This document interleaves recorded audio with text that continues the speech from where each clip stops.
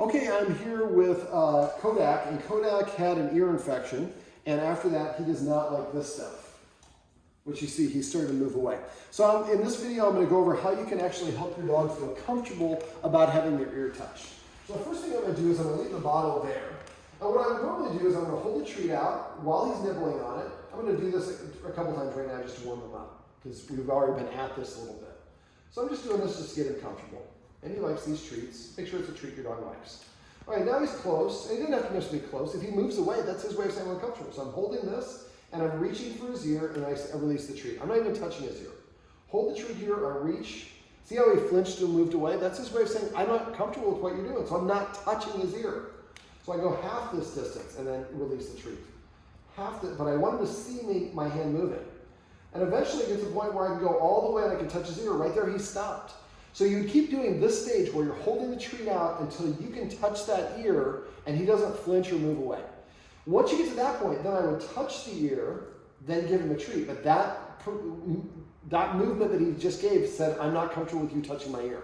So you don't go to that point. You keep on holding the treat here and reaching this far or this far or this far until he's just like there, he's not going away.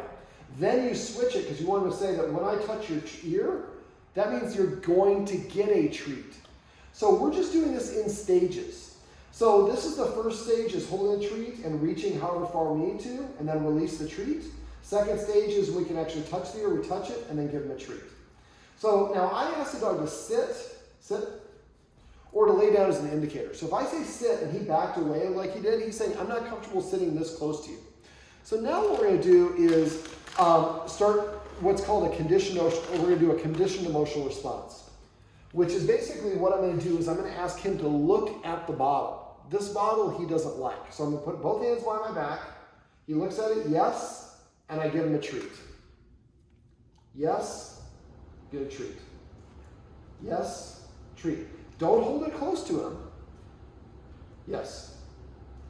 So at first, all he's got to do is look at it. Eventually, yes. He looks at it a little bit longer, and eventually, yes. See how he leaned towards it? He just did a little bit. I'm not going to go through the whole thing because this would be traumatic for him. This would be something that happens over multiple sessions. But and each practice session should be like maybe 1-2 minutes maximum. So as soon as he looks at it, it goes away.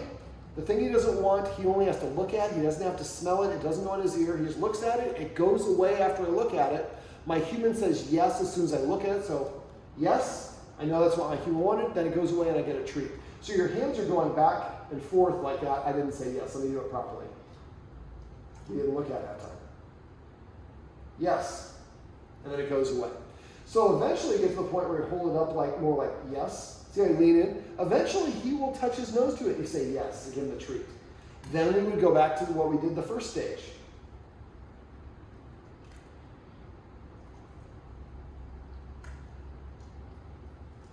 See how he stopped? So when he stops, that's his way of saying, you're scaring me. We don't want to scare him. We want to break this down into small individual steps. Now, eventually, we'll get to the point where we will have this, where the cap is done, so it's not squirting anything, and touch his ear, and then give him a treat, and touch his ear and give him a treat. Now, this is something we used, yes. If he lays down, that's actually a pretty good indication he's comfortable.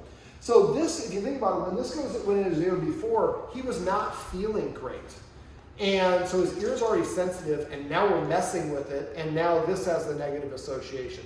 So by going through all these steps individually, over the course, when his ear is fine, eventually you get to the point where you can touch this thing into his ear, and he's like, you know that means I get a treat, right? Now eventually you might want to get something that empty this out, and then fill it up with just some warm water if you really want to get to that point.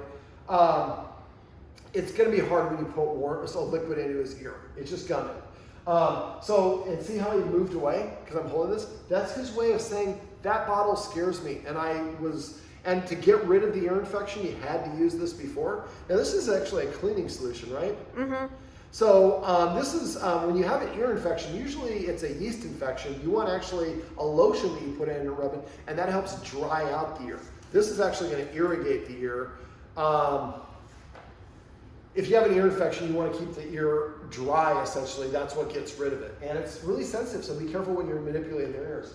But eventually you get to the point where you can touch his ears with that thing and he's fine. And then you can put a little warm water and squirt a little bit and then give it to him. Now don't squirt it in the ear canal. Just do it like the outside of the ear a little bit so he gives a little warm water. And at that point you might have to go to a higher value treat. You might have to get like steak and like cut it up in little bits or the freeze-dried beef liver, something very high value. But again, we're doing this when he doesn't need to, so that next time he does get an ear infection, when you sit him down and you go towards him with that, he's not going to move away. So it's going to be a different deal for the ear infection that gets rid of the yeast. So I get him used to that one as well. But if you do this right, the dog actually looks at the activity because you're going at his pace and you're reading his signals. If he moves away, we stop, and then we make the part of the that easier. So if this is his head and me reaching all the way causes him to go away, then I'll reach halfway. And if that's too much, then I'll reach a quarter of the way. So always back up a half step until he can find a level that he can do. The first stage I was doing was holding the treat in his lips. That's the baby wheels, training wheels version. But that's, if you have to go all the way back there, that's fine. But if your dog moves away, generally means you're moving too fast. Well, this is my buddy, there's the Kodak. Can you come closer?